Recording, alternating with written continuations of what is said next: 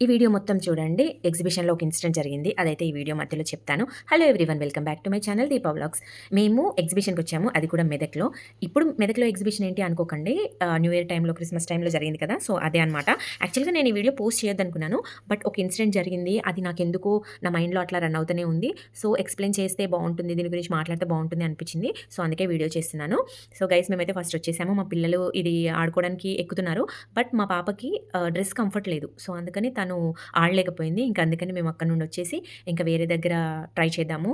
వేరే ఏదన్నా ఎక్కిద్దామనేసి పక్కనకొచ్చామనమాట. ఫస్ట్ కొంసేపు ట్రై చేసాము తనని ఎంకరేజ్ చేయడానికి. బట్ తనసలు కంఫర్టబుల్‌గా లేదు. ఇంకా పక్కకొచ్చేసి ఈ వెహికల్ చూజ్ చేసుకున్నారు వాళ్ళు. సో, మేము ఎక్కడికి ఎగ్జిబిషన్‌కెళ్ళినా ఏదైనా కొనుక్కోవడానికి, ఫుడ్‌కి మేము ఎక్కువ మనీ అనేది వేస్ట్ చేయము. సో, ఇలాంటి వాటికి ఎందుకంటే ఆ సర్టెన్ టైంలో పిల్లలు చాలా ఎంజాయ్ చేస్తారు కదా! సో, ఆ వెహికల్ ఎక్కి ఆ రైడింగ్ అదంతా ఎంజాయ్ చేస్తారని చెప్పేసి ఇంక మేము వీటికే ఎక్కువ ప్రిఫరెన్స్ ఇస్తాము.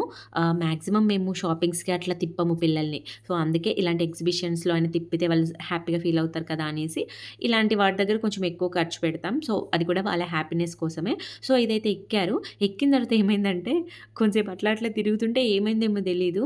మా పాప ఫుల్లుగా ఏడవడం స్టార్ట్ చేసింది. ఎందుకు ఏడుస్తుందో ఏమో అర్థం కాలేదు. ఇక భయమేసింది.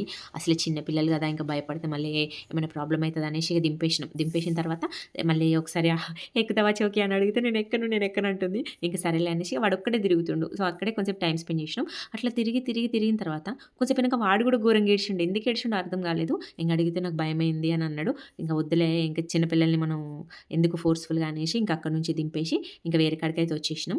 అడిగిన ఏమైందిరా అంటే చెల్లి దిగింది. చెల్లి దిగిన తర్వాత నాకు గూడా భయమైంది. ఇంక అందుకే నేను గూడా దిగుతా అని ఏడ్చిన.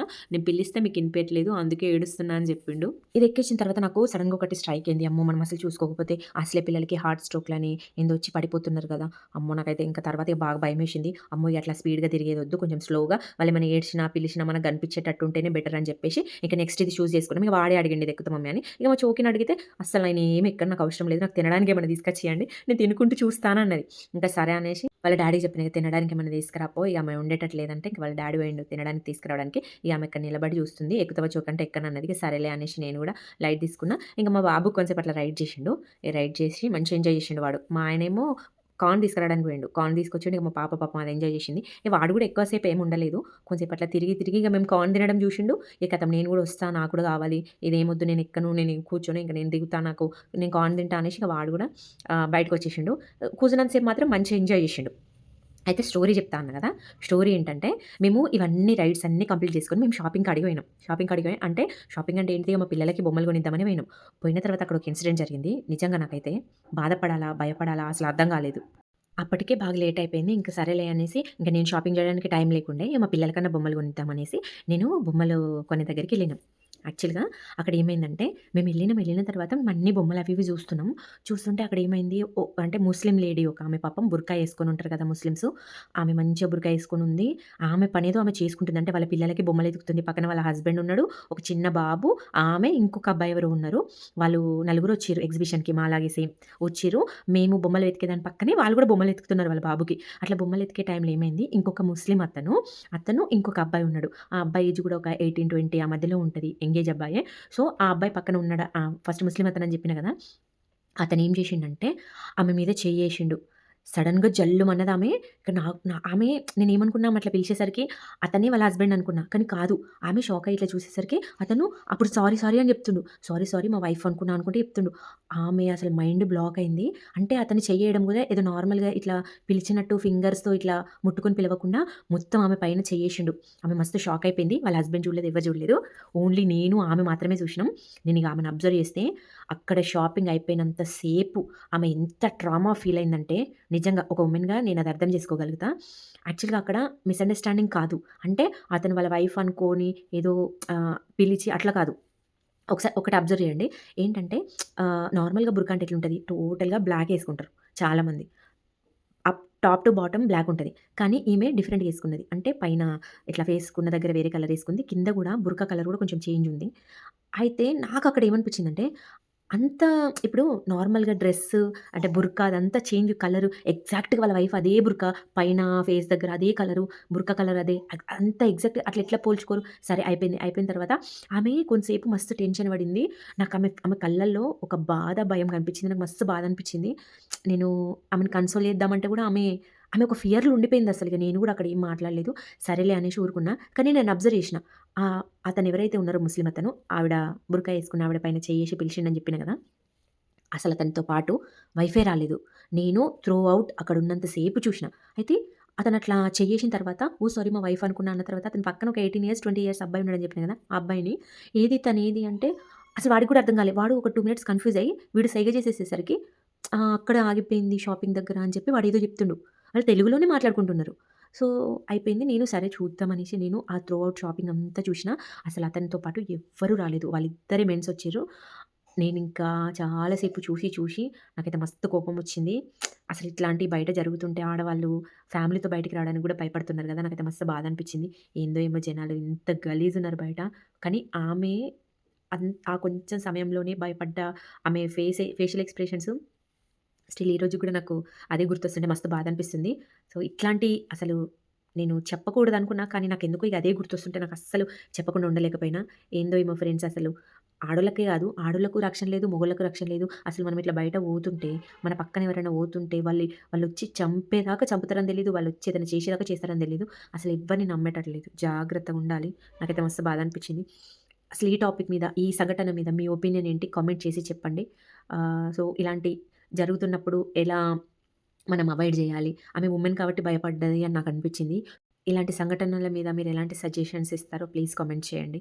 ఇక మావోడు పడవ రైడింగ్ చేసిన తర్వాత ఇక బాగా హ్యాండ్స్ నొప్పొస్తున్నాయి. అమ్మ ఇగ ఆపేద్దాం అనేసినంక ఇక అది ఆపేసి ఇక నేను కూడా ఒకటి ఎక్కుదాం. ఇక వాళ్ళందరూ తిరుగుతుంటే నాకు కూడా అబ్బా! ఒక్కటన్నా ఎక్కుదాం అనేసి ఇక నాకనిపించి నేను ఇక మా ఆయన్ని అడిగినామో లేదో ఎక్కినాం. నిజంగా చెప్తున్నా.